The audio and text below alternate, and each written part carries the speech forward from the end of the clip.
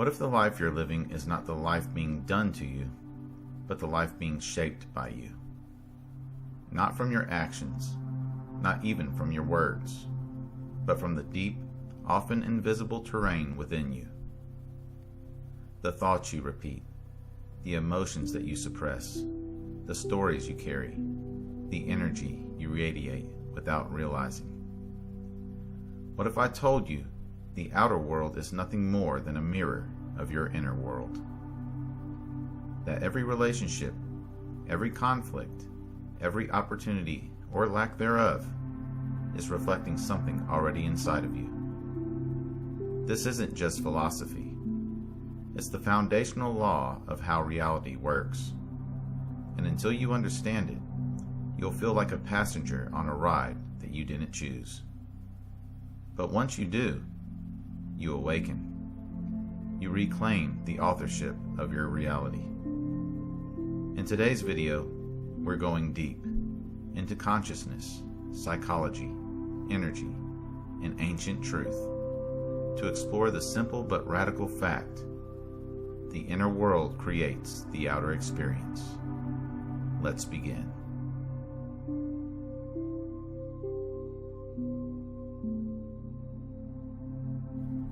Let's start at the root of this entire idea. In Hermeticism, the foundational principle is this: as above, so below; as within, so without. On the surface, that sounds poetic, but beneath it lies a coded law of the universe. It means that what is true at one level of existence, say the spiritual, is also true at the material.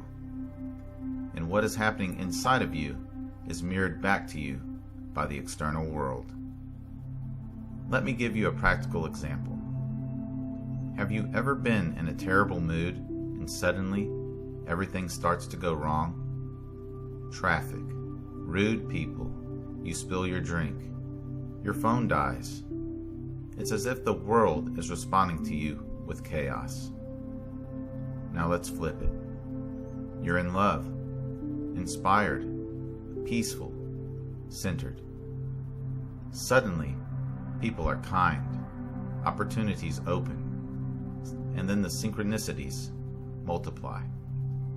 Is this a coincidence or a reflection? See, the world around you is not neutral. It's interpretive. And you are the one doing the interpreting, moment by moment. Through your beliefs, your energy, your state of mind, and your subconscious programs. You don't just see with your eyes.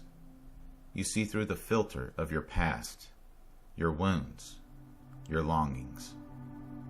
And that's why two people can walk into the same room and have radically different experiences. Your outer world bends to your vibrational signature. Not your intentions, not your affirmations, but your actual embodied state. This is the mirror principle, and it means your reality is responding to your consciousness, not the other way around.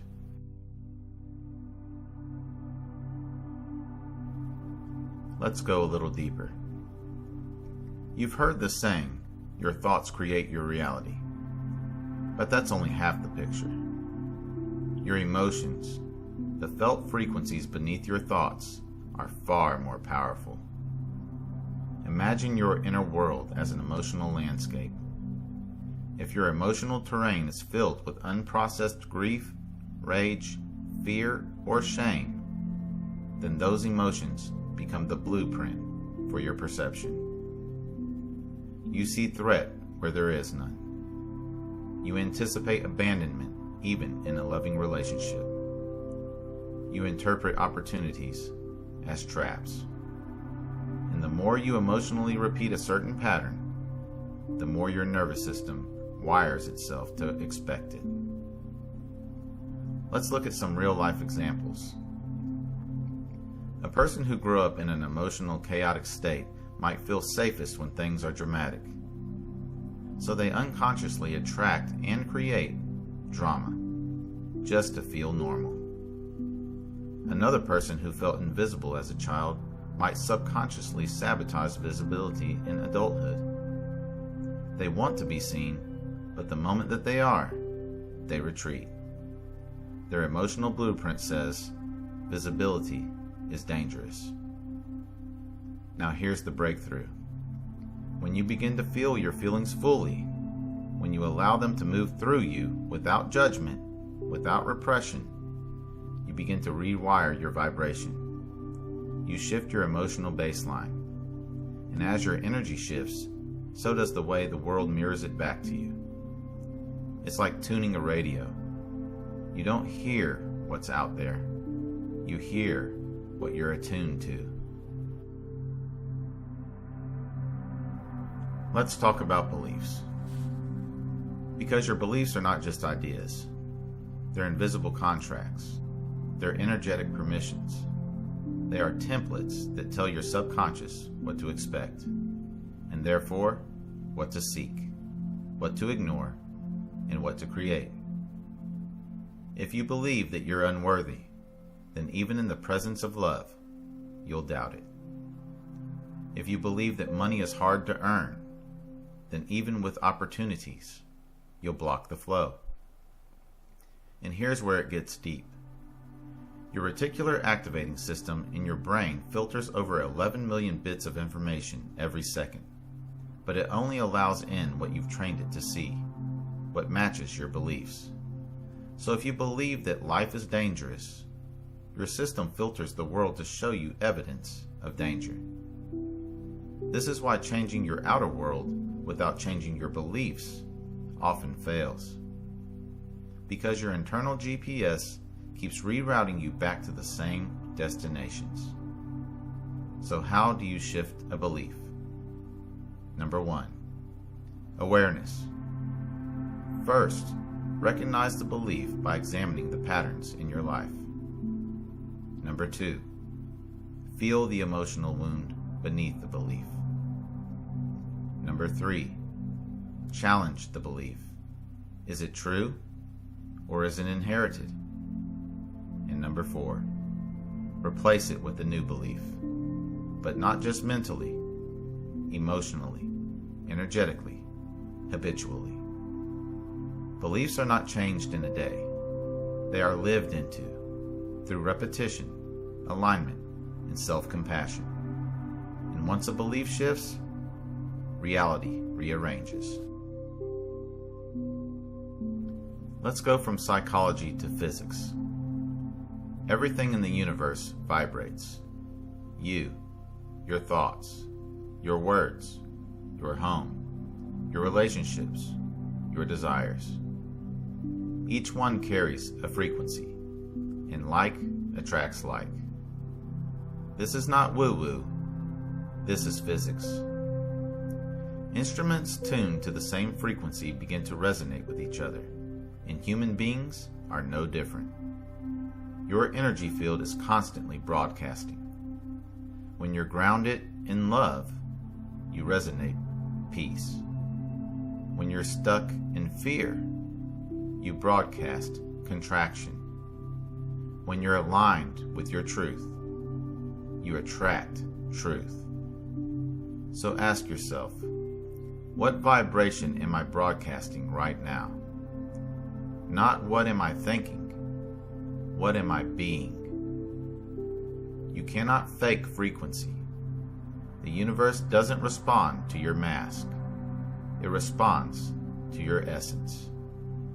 Raise your vibration, not by pretending, but by processing your emotions, speaking your truth, releasing control, practicing presence, and living with integrity.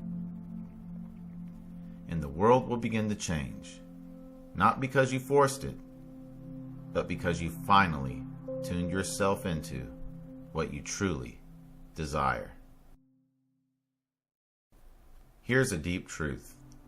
What is divided within you will show up as conflict around you. When your conscious mind says, I want love, but your subconscious says, love is unsafe, you will create push-pull relationships. When part of you wants to succeed, but another part is afraid of visibility, you'll manifest almosts, never completion. This is not failure. This is fragmentation. Most of us are walking around with unreconciled parts of ourselves. The inner child, the protector, the achiever, the saboteur. Each wants different things, and when they fight inside you, your life becomes chaotic. The work, then, is not to push harder, but to reconcile, to bring all parts of you into dialogue, to create coherence in your inner world, because coherence inside creates clarity outside. And when your soul is unified, the world around you becomes simple, clear, and magnetically aligned. You are not just reacting to the present. You're reenacting the past. At the heart of your inner world is the inner child, the part of you that formed in early life when you first made meaning. Every unmet need, every abandonment, every moment of not being chosen is still alive in your subconscious. And here's the thing. Until that inner child feels safe, you will unconsciously create situations that match those early wounds. You'll keep trying to rewrite the story by casting new people in the same roles. A boss becomes a critical parent. A partner becomes the emotionally unavailable caregiver. This isn't dysfunction. It's the soul trying to complete a loop. But you don't need to keep repeating it. You can meet the child inside you now, with presence, with love, with truth. When you do, the compulsion ends, and the mirror shifts. Because when the child feels safe, the adult becomes free. So how do we begin to truly live from this truth? That the inner world creates the outer experience. It starts with radical responsibility. Not blame, not shame, but ownership. If this is being reflected in my reality, what inside me is calling for healing, release, or transformation? This is the path of the conscious creator. You no longer say, "Why is this happening to me?" You ask, "What is this showing me about myself?" You no longer chase, you align. You no longer beg life to give you things. You become the kind of person that life cannot ignore. Your work becomes clearing the emotional residue, rewriting the narrative, elevating the vibration, returning to presence, embodying the truth. And slowly, beautifully, your life shifts. People come into resonance. Opportunities feel magnetic. You stop trying to prove your worth because you know it. The more you return to your core, the more the universe reshapes to reflect your light. You are not broken. You are becoming. Everything around you is feedback, not punishment. It's a compass pointing inward. The arguments, the triggers, the resistance, the longing. It all speaks. So let life show you what still needs healing. Let people reflect where you are hiding. Let delays reveal what needs deeper alignment. This is the path of the awakened soul. To realize that your world is not out there, it's in here. And the more you illuminate this truth, the more you remember. The inner world creates the outer experience. If this message resonated, take a moment. Pause. Breathe. Reflect. What part of this spoke to the truth inside of you? Drop a comment below. I want to hear your reflections. And if you haven't yet, subscribe. This channel is a sacred space for remembering who you are and reawakening the world through consciousness, presence, and transformation. I'll see you in the next video. Until then, remember this. You are not chasing reality. You are creating it from the inside out. The mirror is always speaking. Are you listening?